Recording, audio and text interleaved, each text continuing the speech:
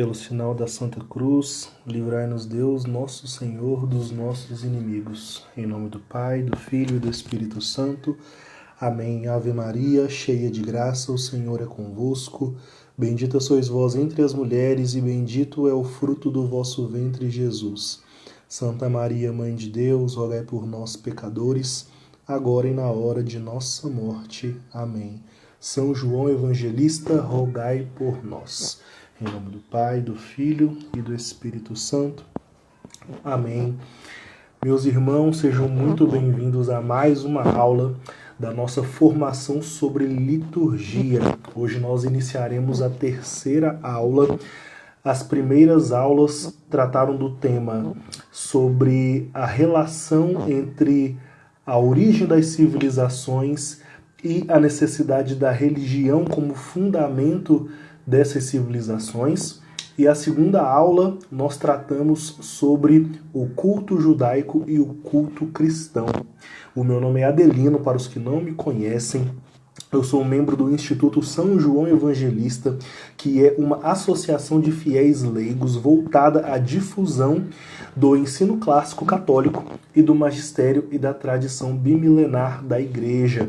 Nós estamos em um momento de pandemia, nós não estamos nos reunindo pessoalmente, então nós estamos fazendo as nossas formações através de lives aqui no Instagram. E a aula de hoje nós falaremos sobre a encíclica Mediator Dei do Papa Pio XII. Nós iremos tratar acerca de como o Papa Pio XII nos orienta acerca daquilo que representa a liturgia e a sua relação íntima com a Eucaristia. É uma temática muito importante para que nós possamos fazer uma introdução às próximas aulas que tratarão especificamente sobre as partes da missa, né? Cada parte, cada oração, o que representa cada símbolo da liturgia. Então essa aula será uma aula preparatória para que nós já possamos entrar de fato em uma espécie de catequese acerca da liturgia desse novo Ordos que nós hoje celebramos, né? Da nova liturgia romana. Então nós vamos falar sobre isso após essa aula, que vai ser uma introdução, porque o Papa Pio XII, nessa encíclica, ele nos mostra com que disposição nós precisamos participar da Santa Missa. E essa aula vai ser exatamente sobre isso, para que nós tenhamos uma compreensão mais profunda acerca... Clênio Reis, prazer, Clênio. Responsa, com certeza. É uma grande formação, viu? Espero que você possa nos acompanhar aí.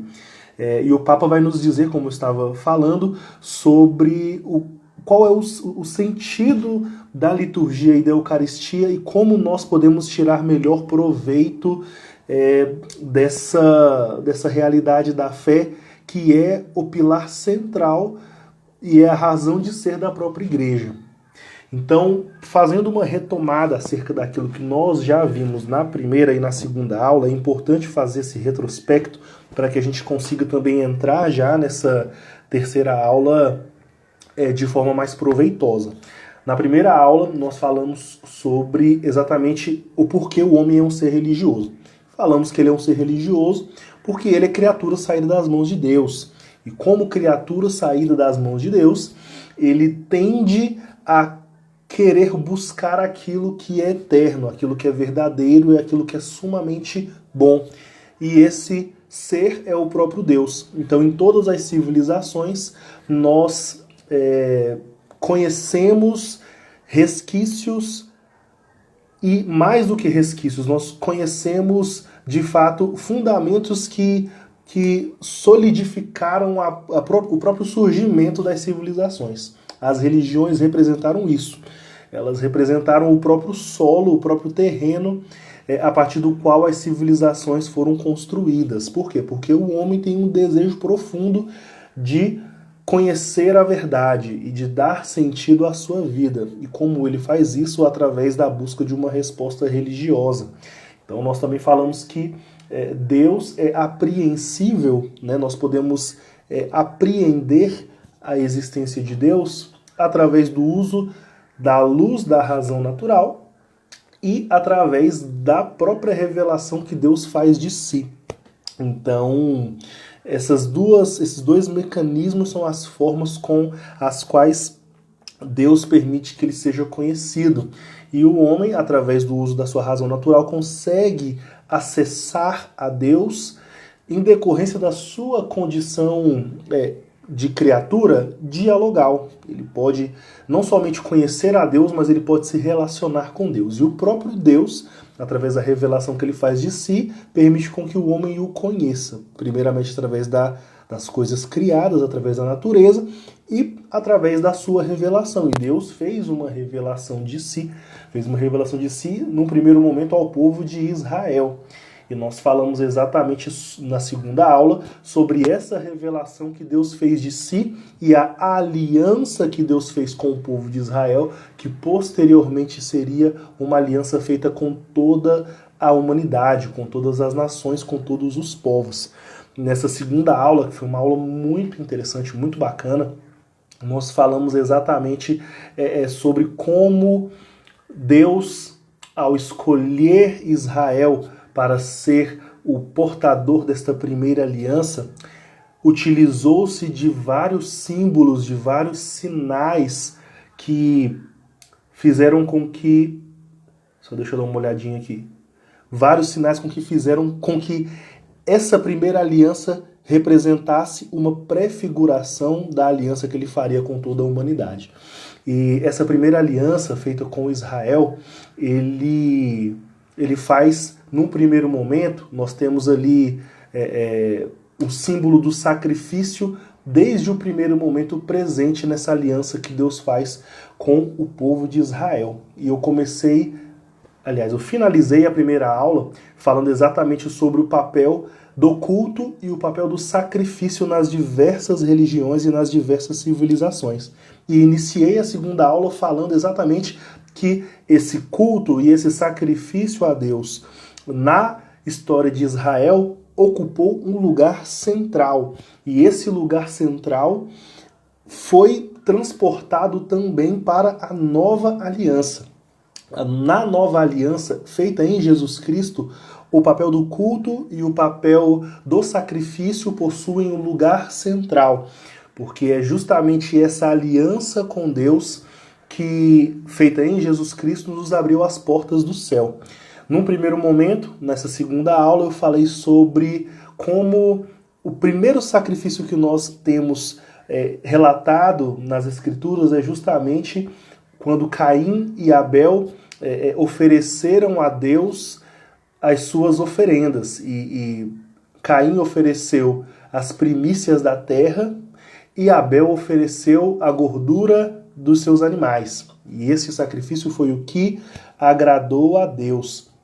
Então nós já temos ali, em primeiro momento, uma figura acerca da necessidade de um sacrifício que, para o israelita, simbolizava muitas coisas. Simbolizava um ato de retribuição a Deus, uma vez que toda a criação foi dada ao homem, era digno que o homem retribuísse a Deus com as primícias das criaturas, devolvendo a Deus o que em primeira instância já é dele.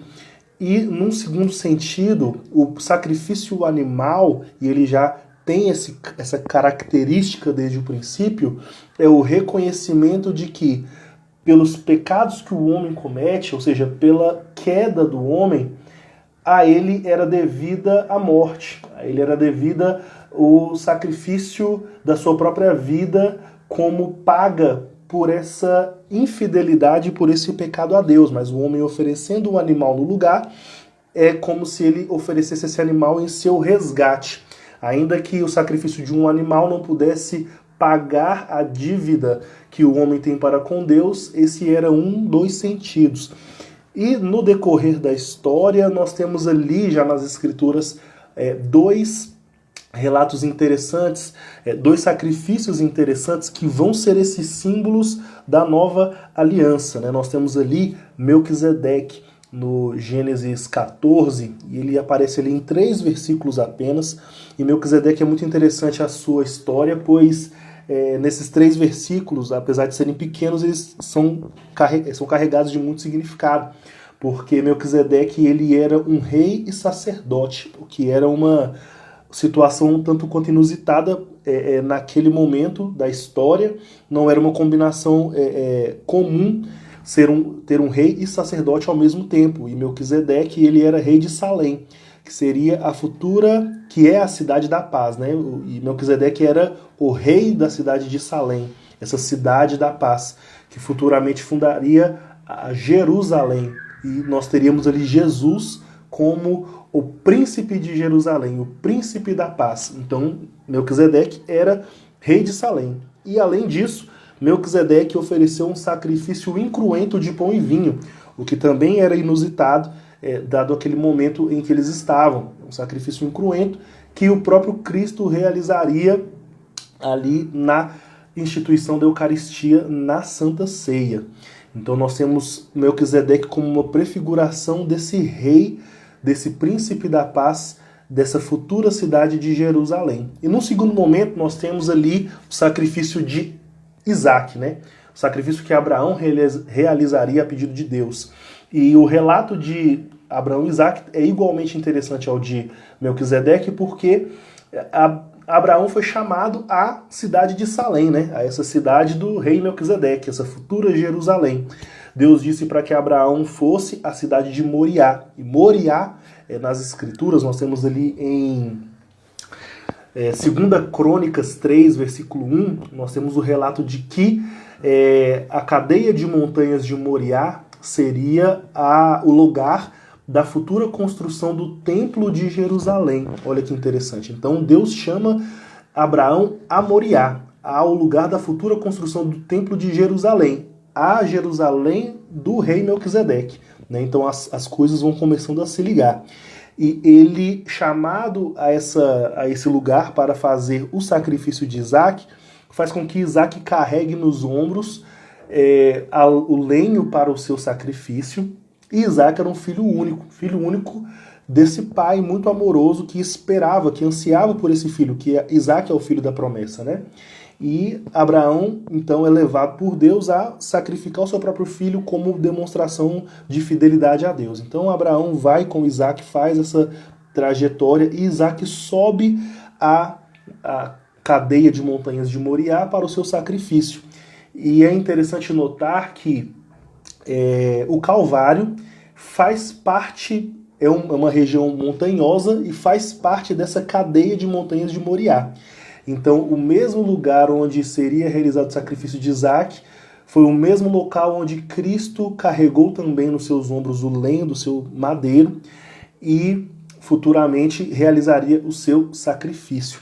Então, nós vamos tendo já desde o princípio essa relação entre a necessidade de um sacrifício com aquele sacrifício perfeito que foi realizado em Cristo. Então, desde a primeira aliança, nós já teremos sinais acerca desse sacrifício, nós já teremos símbolos acerca desse sacrifício que se realizariam plenamente em Jesus.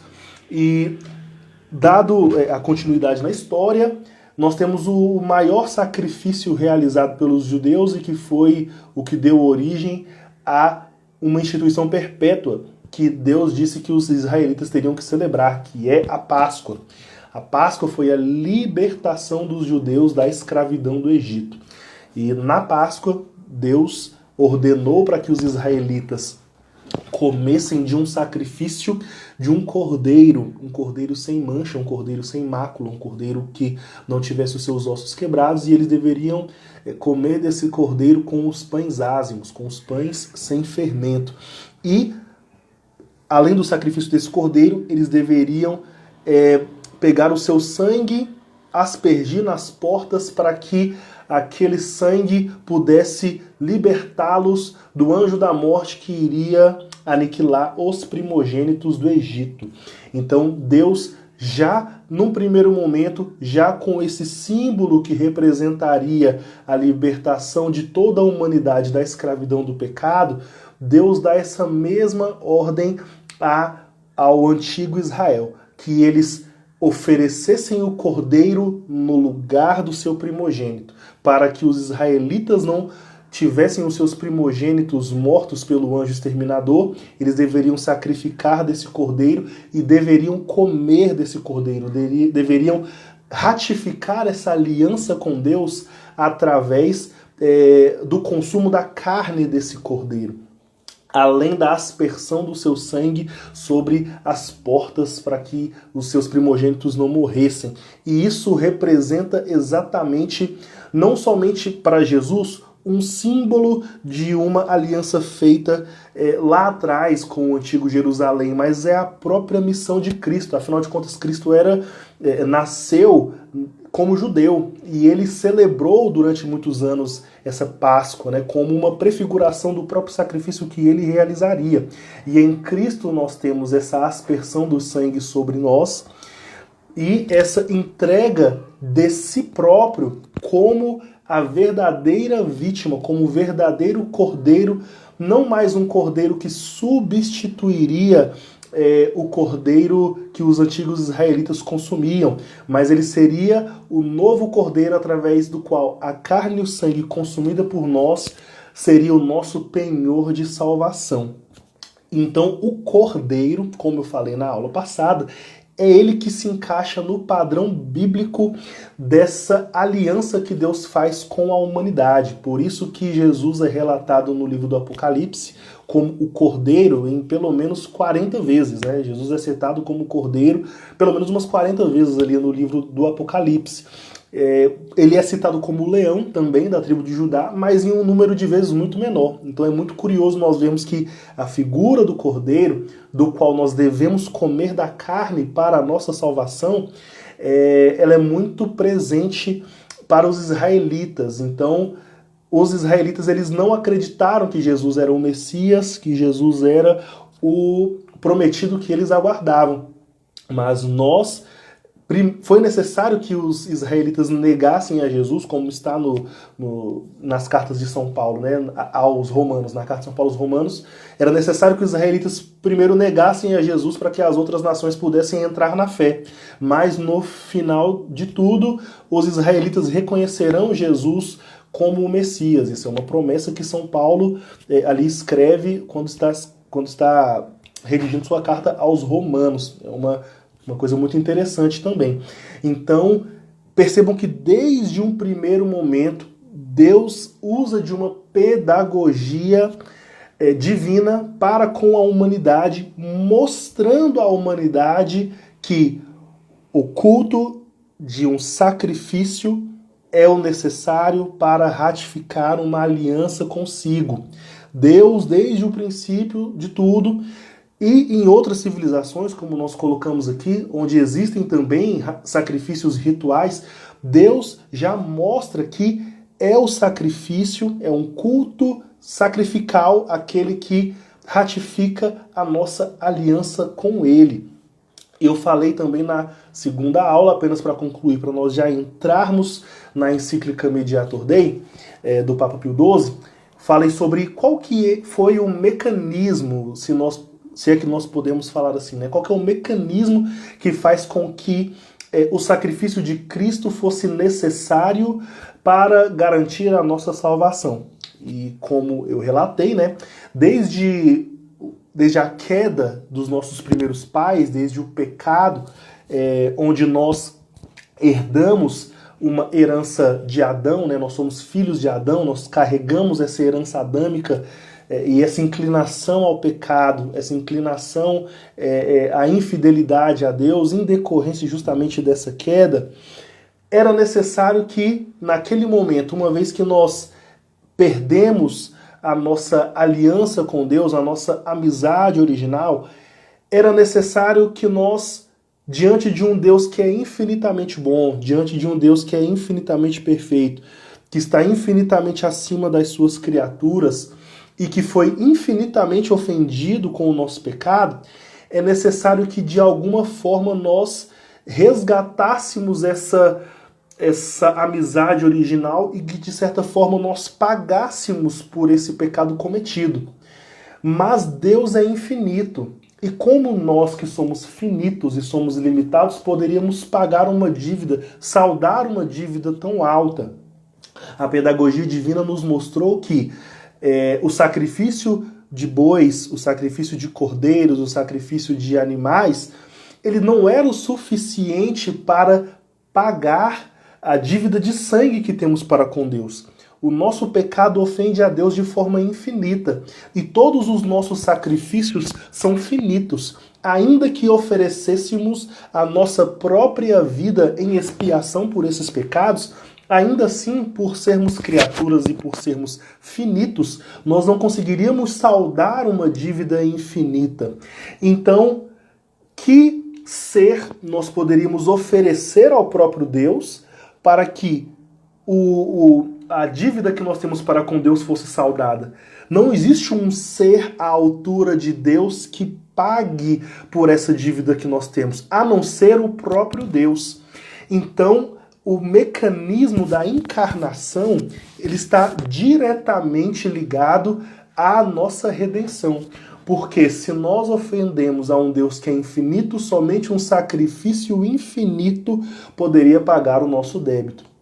E foi justamente a encarnação do próprio Deus, a encarnação do Verbo eterno, do Logos divino, da segunda pessoa da Santíssima Trindade, a encarnação de Jesus, para que ele, assumindo a nossa natureza, pudesse realizar um sacrifício perfeito. Somente assim nós saldaríamos uma dívida que é eterna, saldaríamos esse débito de sangue que temos para com Deus em decorrência do pecado infinito que realizamos contra ele. Então Jesus, o Verbo eterno, ele assume a nossa natureza para que, no lugar da antiga aliança, onde eram sacrificados cordeiros, onde eram sacrificados bois, para que ele agora, não somente como o sacerdote que oferece esse sacrifício, né, como no antigo Israel, onde o sacerdote oferecia no templo vários sacrifícios ao longo do dia, e no dia do Yom Kippur, o dia do grande perdão, ele entrava no Santo dos Santos para realizar um sacrifício e aspergir o sangue sobre o povo, para que aplacasse essa ira de Deus em relação aos pecados cometidos pelo homem. Agora Cristo adentra, Cristo é esse sacerdote, e não somente o sacerdote, o sumo sacerdote, ele é a vítima perfeita. Porque o cordeiro precisava ser sem nenhuma mácula, sem nenhuma mancha, precisava ser um cordeiro perfeito, um cordeiro sem ossos quebrados. E Cristo, como o sumo sacerdote e como vítima perfeita, oferece-se em holocausto pelo resgate da nossa alma. Se nós precisaríamos morrer para saldar essa dívida com Deus infinito, e nós não poderíamos saldar essa dívida dado a nossa limitação de criaturas, então é o próprio Deus que se encarna e realiza em nosso lugar esse sacrifício. Por isso Jesus é chamado de o Cordeiro de Deus. E é por isso que Jesus nos diz nos evangelhos que aquele que come da sua carne e bebe do seu sangue tem a vida em si. Porque se no antigo Israel era necessário que o judeu que quisesse ratificar sua aliança com Deus comesse do cordeiro, nós na nova aliança também precisamos comer do cordeiro. Então, o próprio sentido da liturgia, e nós já vamos começar a adentrar esse mistério, o próprio sentido da liturgia e da Eucaristia é esse sentido sacrificial, é esse sentido de entrega, de holocausto do cordeiro imolado. Então, quando nós já vamos entrar agora na chave de leitura que o Papa Pio XII nos estabelece para compreendermos a sua encíclica Mediator Dei, ou seja, Jesus como mediador entre Deus e o homem. Então, agora a nossa salvação ela está completa. Se antes era necessário a imolação do Cordeiro, agora Cristo imolado de forma cruenta no Calvário abriu as portas para que nós pudéssemos adentrar nesse mistério e nos cumular da graça necessária para o perdão dos nossos pecados. Então é esse sacrifício de Cristo que nos abre as portas para a nossa salvação, porque ele, na última ceia, instituiu a Eucaristia como como a continuidade do seu próprio sacrifício. Como ele mesmo disse que estaria conosco até a consumação dos tempos, esse até a consumação dos tempos é exatamente a sua presença quando se entregou no altar da Santa Eucaristia e se entregou no altar da cruz. Ele se entregou como o rei Melquisedeque realizou o sacrifício do pão e do vinho. Jesus instituiu a Eucaristia como o pão e o vinho, que são o seu próprio corpo e sangue. Então, a partir dessa chave de leitura, nós já conseguimos entrar no mistério do sacrifício que nos resgata. E a encíclica Mediator Dei vai exatamente nesse ponto. A chave de leitura que nós temos que utilizar para entender essa encíclica é a de que nós devemos ter um estado de alma eucarístico e um estado de alma que nos remeta ao altar, que nos remeta ao sacrifício realizado no Calvário. É esse o estado de espírito com o qual nós devemos participar da liturgia. Deve estar diante dos nossos olhos que o sacrifício eucarístico está sempre sob a ótica do sacrifício que foi realizado na cruz, porque o altar é o Calvário. É com esse estado de espírito que nós devemos participar da Santa Liturgia. E essa é a chave de leitura que o Papa Pio XII entrega na sua encíclica. Ele nos diz ao longo de toda a encíclica que o principal caráter que nós precisamos compreender da Sagrada Liturgia é o caráter sacrificial. Nós temos uma tendência a imaginar, isso é uma realidade hegemônica do nosso pensamento médio quando nós participamos da liturgia. É uma ideia que tornou-se generalizada, é uma visão que tornou-se generalizada, a de que a Sagrada Liturgia, de que o culto eucarístico seria uma espécie de instrução religiosa, uma espécie de catequese, ou uma espécie de celebração onde o sacerdote e os fiéis estariam em um diálogo em torno de uma refeição. Mas o que o Papa Pio XII traz em sua encíclica é que diante dos nossos olhos nós temos que ter a Sagrada Liturgia sempre como a presença real do Calvário diante dos nossos olhos. Então nós precisamos estar na liturgia com esse estado de espírito. Nós precisamos estar na liturgia com o nosso intelecto e com a nossa alma sempre diante de Deus, sempre com a certeza de que naquele momento nós não estamos ali para um programa de auditório, ou nós estamos ali para um show onde nós estamos assistindo a alguém realizar alguma ação. Nós participamos juntamente com o sacerdote, nós nos unimos ao sacerdote com o estado de espírito de sacrifício que está sendo realizado. Um sacrifício de Cristo, que é o Cordeiro que substitui a nossa própria vida em entrega a Deus. Nós participamos da Santa Eucaristia como se nós estivéssemos ali com Cristo crucificados, como se nós estivéssemos com Cristo sendo imolados para um sacrifício agradável a Deus. Nós temos na nova liturgia uma presença mais, como poderia dizer, predominante da liturgia da palavra. E como essa liturgia da palavra às vezes acaba tomando um tempo cronológico, que eu falo mesmo, maior do que a própria liturgia eucarística, nós tendemos a acreditar ou tendemos a pelo menos imaginar, a criar isso no nosso imaginário, de que a Santa Missa é simplesmente de que após o sermão do sacerdote, a missa já está quase no fim. Então nós tendemos a ter no nosso imaginário de que a Santa Missa é quase que como uma instrução mesmo catequética. Nós temos muito pouco claro na nossa mente que todo o período, todo o momento da missa, todo o momento do sacrifício eucarístico é o sacrifício do Calvário.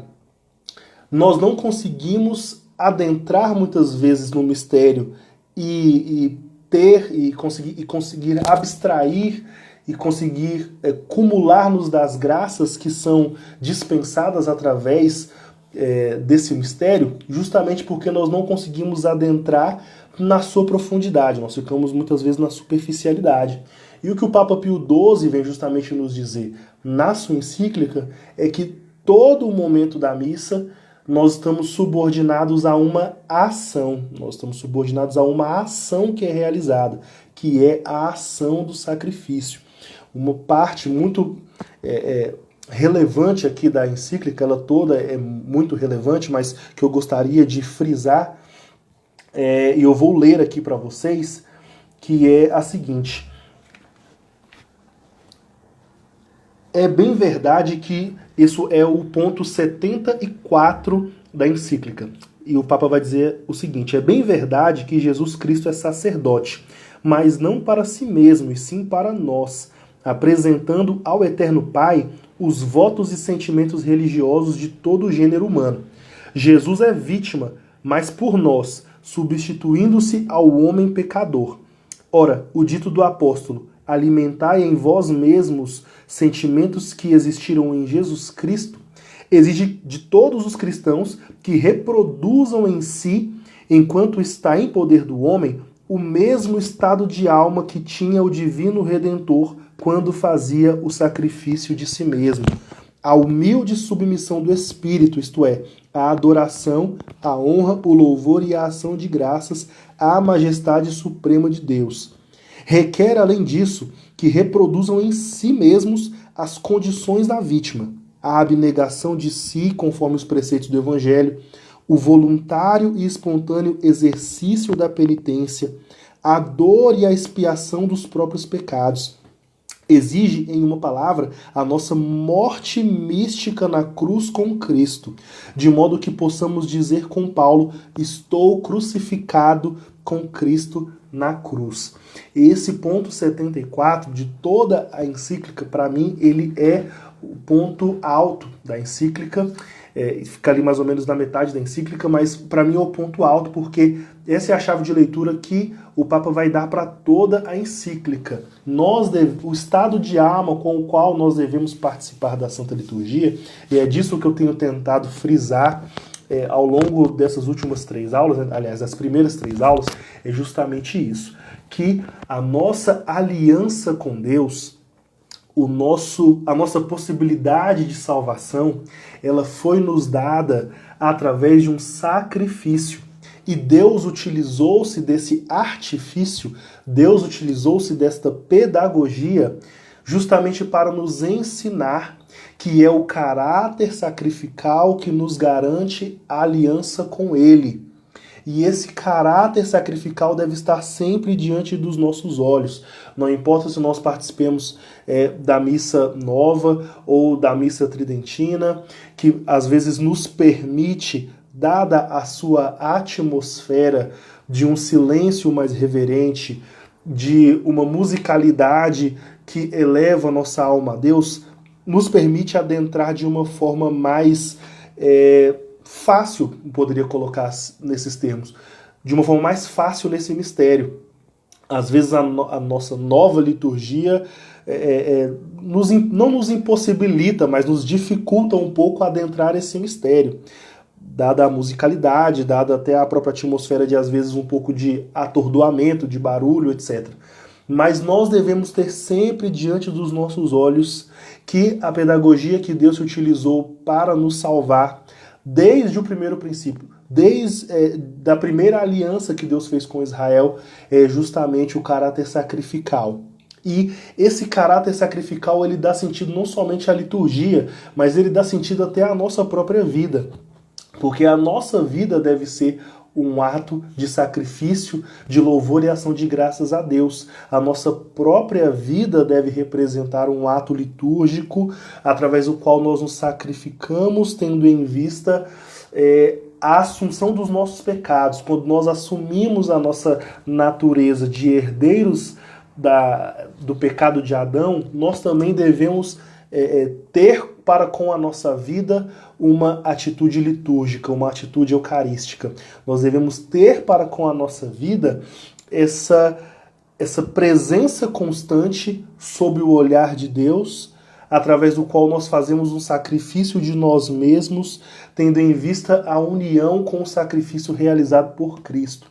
Então, o Papa Pio XII, ele nos ensina, através dessa encíclica, que nós precisamos sempre enxergar a liturgia não como uma celebração onde comemoremos algo. Existe, obviamente, a vitória de Cristo sobre a morte, sobre o pecado, mas a participação da liturgia deve ser sempre vista sob a ótica do sacrifício que está sendo realizado, porque nós estamos diante do altar como estaríamos diante do Calvário. Aliás, não como estaríamos, como de fato estamos diante do Calvário. Essa é a atitude que nós devemos ter. E, sobretudo, uma atitude uma disposição de espírito que nos ajuda a melhor colher os frutos da liturgia é justamente o silêncio, a realidade do silêncio. Ela nos auxilia, ela nos ajuda a adentrarmos esse mistério de forma mais proveitosa, mas esse silêncio não apenas um silêncio, como poderia dizer, protocolar. Existe inclusive um livro do cardeal Robert Sarrat chamado O Poder do Silêncio. E ele vai falar o seguinte, ainda que se por decreto estabelecêssemos que a partir de hoje todas as pessoas deveriam simplesmente ficar em silêncio durante a missa, essa disposição protocolar obrigatória, ela seria vazia. Ela seria vazia porque o silêncio não é somente uma atitude exterior, mas ela é principalmente uma atitude interior, é uma disposição da alma, porque é justamente esse silêncio que vai permitir com que nós aproveitemos melhor do mistério que está sendo celebrado e tenhamos essa disposição de alma como se estivéssemos diante do Calvário. Então o Papa Pio XII ele vem frisar exatamente isso, o que o cardeal Sarrat vem trabalhar melhor no seu livro, ele vai expor aqui na encíclica Mediator Dei, sobre a questão do silêncio, sobre a forma como nós devemos nos unir ao sacerdote, que ali, agindo em persona Christi, é o sacerdote, é o sumo sacerdote que realiza o sacrifício, entregando-se a si mesmo como vítima perfeita, e através dessa união com ele, nós conseguimos participar melhor e colher melhor os frutos desse mistério. Então nós fizemos essas 3 primeiras aulas justamente com o objetivo de incutir na nossa mente ou fazer com que nós tenhamos, pelo menos diante dos nossos olhos, a realidade de que o santo sacrifício da missa é de fato um sacrifício. É com essa disposição de alma que nós temos que participar. É essa disposição de alma que faz com que nós colhamos melhor os frutos espirituais da Santa Missa. Nós precisamos ter isso sempre em mente, independentemente da música litúrgica que esteja tocando, independentemente da qualidade do sermão do sacerdote, independentemente das distrações que nos surgem durante a participação da Santa Missa. nós precisamos ter sempre diante dos olhos de que a missa é o sacrifício. Que Deus se utilizou desse mecanismo, Deus se utilizou dessa pedagogia, desse artifício para nos ensinar a termos vida eucarística, para nos ensinarmos a ter vida sacrificial, uma vida que seja agradável a Ele, para que nós nos unamos ao Cordeiro imolado, para que nós comamos da sua carne e bebamos do seu sangue, tendo em vista a nossa salvação. O Papa Pio XII vai fazer uma alegoria aqui na encíclica, onde ele vai falar que ele usa até o termo piscina, né? A encíclica é de 1947. Ela é de 1947, mas ele faz uma alegoria com piscina, que eu achei interessante. Ele fala que Cristo, através do sacrifício do Calvário, é como se ele tivesse disponibilizado uma piscina onde ele realizou o sacrifício eterno de uma vez por todas e o sacrifício suficiente para saldar a nossa dívida originária para com Deus. Entretanto, só tomam parte dos frutos desse sacrifício aqueles que de espontânea disposição adentram nessa piscina, ele usa esse termo, para poder colher esses frutos. E as pessoas vão adentrar nessa piscina de formas diferentes. Por isso que pessoas diferentes adquirem os frutos da Santa Missa de forma diferente. Cada pessoa participa da Santa Missa com uma disposição de alma diferente. Inclusive existiu a grande crítica, né, acerca da reforma litúrgica, onde, por exemplo, pessoas dizem que antigamente não era possível colher os frutos da Santa Missa porque as pessoas nem sequer entendiam o que estava sendo celebrado. Entretanto, isso mostrou-se falso, porque hoje em dia existem pessoas que participam da missa, mas de forma automática, elas não adentram, elas não se colocam sob os pés do nosso Senhor, não se colocam com uma disposição de alma que as permita contemplar a Deus e estar na presença de Deus, como às vezes a antiga liturgia permitia. Que as pessoas, por mais que elas não entendessem, talvez, a língua, não entendessem as orações que o sacerdote estava celebrando, mas as pessoas se colocavam com uma disposição de alma, onde elas sabiam desse significado sacrificial, elas sabiam que estavam ali diante de um sacrifício místico que estava sendo celebrado pelo sacerdote, e elas colhiam de forma muito mais produtiva, aliás, de forma muito mais proveitosa, os frutos daquele mistério. E hoje, muitas vezes, respondemos todas as orações de forma autômata, né, automática, mas não conseguimos adentrar no mistério que está sendo celebrado.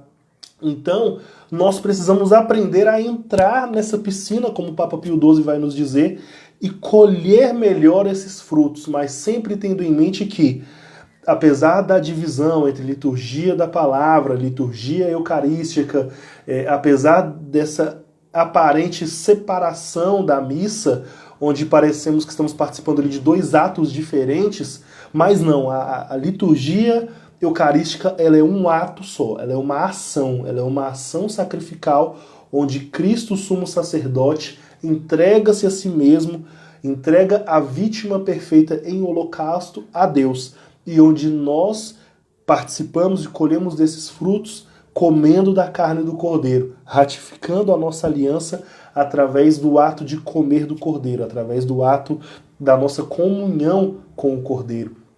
Então, que nós possamos realmente, a partir de hoje, ter sempre em mente essa realidade. Ter sempre em mente, ao participar da missa, de que estamos participando de uma celebração, de um culto sacrificial, onde o Cordeiro está sendo entregue a Deus, o Cordeiro perfeito está sendo entregue a Deus no nosso lugar, mas nós precisamos também nos unir a Ele para que o nosso sacrifício unido ao dele nos traga os méritos desse sacrifício e nós possamos adentrar nessa piscina de forma mais proveitosa para a salvação das nossas almas.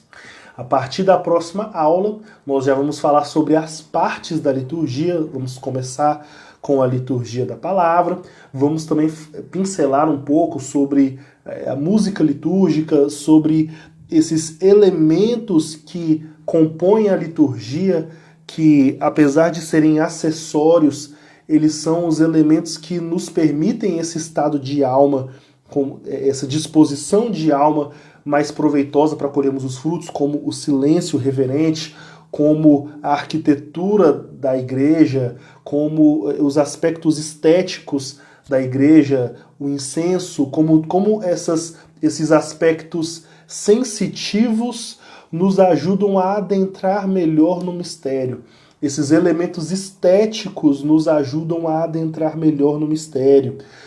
Aquilo que nos é dado pelos sentidos nos ajuda a ter uma disposição de alma para que melhor participemos deste sacrifício. Nós vamos também pincelar sobre isso e já vamos entrar especificamente nas partes da Santa Missa, né? E nas próximas, a princípio, 2 ou 3 aulas, nós vamos concluir para que nós também tenhamos mais proveito e saibamos, afinal de contas, o que está sendo ali celebrado, né? Quais são as orações que estão sendo ditas pelo sacerdote, para que nós consigamos, apesar da missa não ser uma instrução catequética, para que nós possamos participar melhor da missa sabendo do sacrifício que nós estamos participando. Então é isso, meus irmãos, eu agradeço aos que participaram aqui conosco dessa aula, que Deus nos abençoe e nos guarde. Até a próxima aula daqui a 15 dias. Nós continuaremos unidos em nome de um Deus que é Pai, Filho e Espírito Santo. Amém.